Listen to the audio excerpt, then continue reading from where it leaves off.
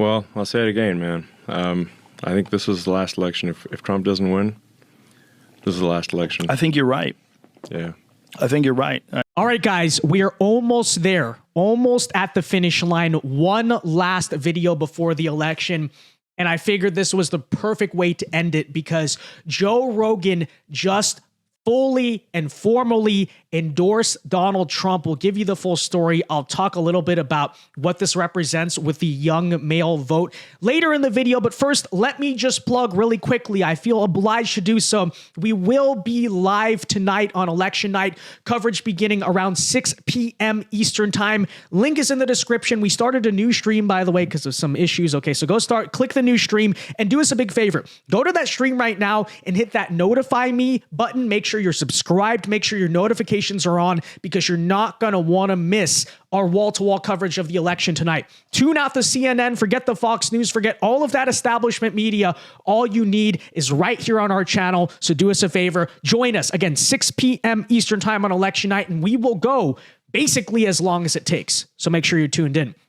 With that said, Joe Rogan today, or I should say yesterday now at the time of recording this, did an interview with Elon Musk. And I don't know whether he was persuaded fully or he just kind of felt the energy in the end, like, I want to do this. I want to come out publicly. But he tweeted out this. He says, "The great and powerful Elon Musk. If it wasn't for him, we would be effed. He makes what I think is the most compelling case for Trump you'll hear. And I agree with him every step of the way. For the record, yes," this is his words, "that's an endorsement of Trump. Enjoy the podcast."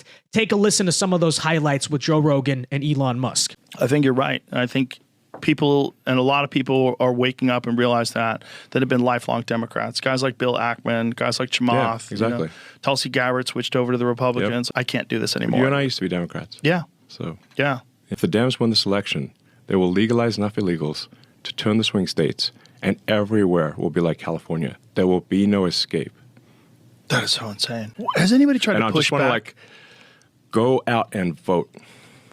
Vote like your life depends on it. Vote like your future depends on it, because it does. Now, I think this is pretty cool as well. Donald Trump apparently found out about this endorsement live on stage. So this was not some type of pre-prepared thing by any means.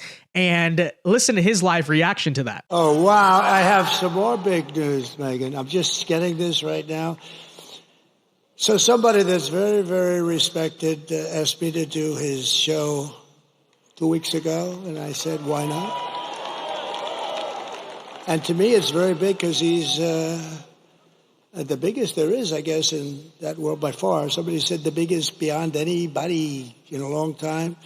And his name is Joe Rogan, and he's never done this before.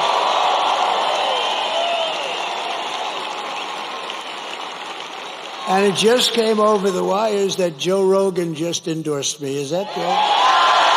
Thank you, Joe.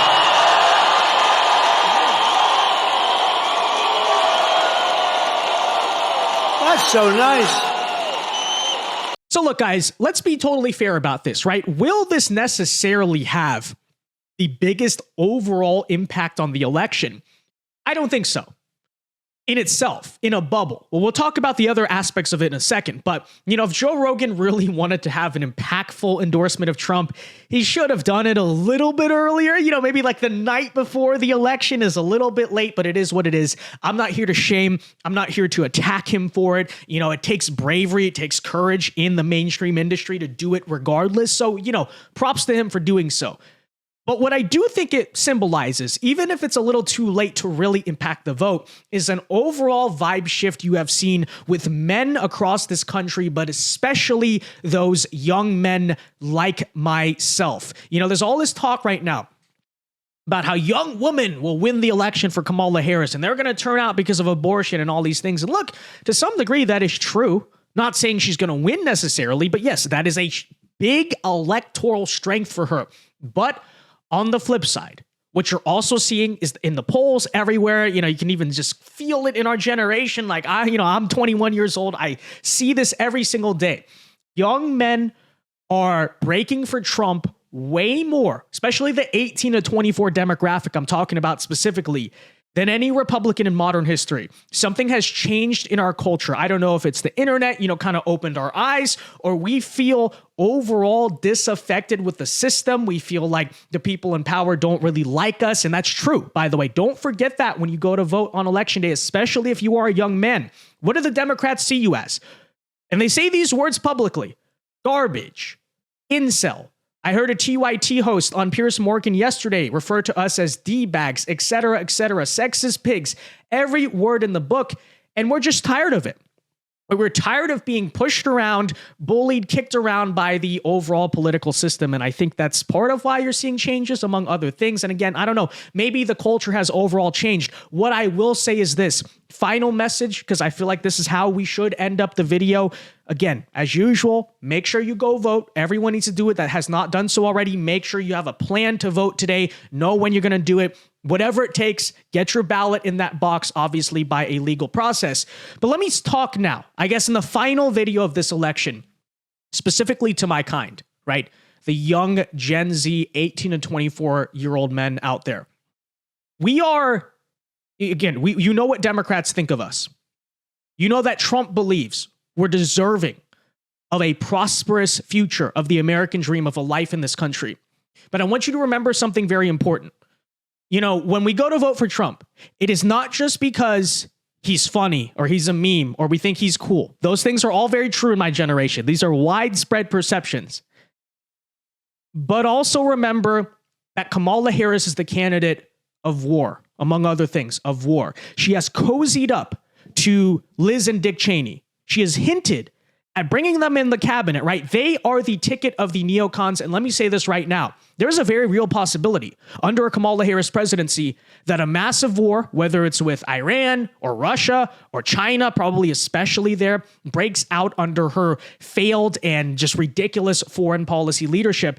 And look, it's not going to be the boomers that are going to fight that war. It's not going to be Gen X. It is going to be people our age. So literally, there's all this talk about how the lives of women are on the line in this election, which is kind of nonsense. But you know what is very real? The fact that our lives are on the line. Because literally, Kamala Harris, Liz Cheney, Dick Cheney, all her BFFs who are neocons, all they see us as is cannon fodder for their next war. Donald Trump is different.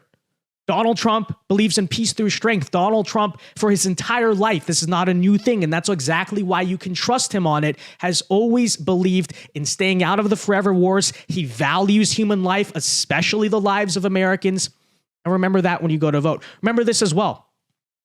There's a reason why the system is so fearful of young men. There's a reason why we've gotten so much demonization throughout our whole lives, and that's because young men are the agents of change throughout history. It is simply true. It is not the young woman. God bless them, but it's not the young woman. It is not older people in general. We know the trend here. When young men get angry about something throughout all of human time, that is when things change. That is when the status quo is threatened. And that's exactly what they fear about us. That's why they're trying to repress us. That's why they want to demoralize us, isolate us, do all these things. Because they know in the end, it is people our age who can really make the difference, who can really see meaningful change that actually threatens their power. And so that's why I think it's important for young men who are the primary demographic of this audience to remember, this is not an election where we can rely on, say, the baby boomers, many of whom are selfishly voting for Kamala Harris in higher margins than usual. I'm sure it's not the viewers of this channel, but still, you're seeing that in the polls, right? Can't rely on Gen X, can't rely on our parents. God bless them. But again, we are the agents of change in history. We are an important part of this winning coalition. We are key, actually, to a Donald Trump victory. Not just like as virtue signaling. I mean that sincerely. We also need to be a part of this. We are a part of this. Like I said, there's a reason they fear us so much, okay?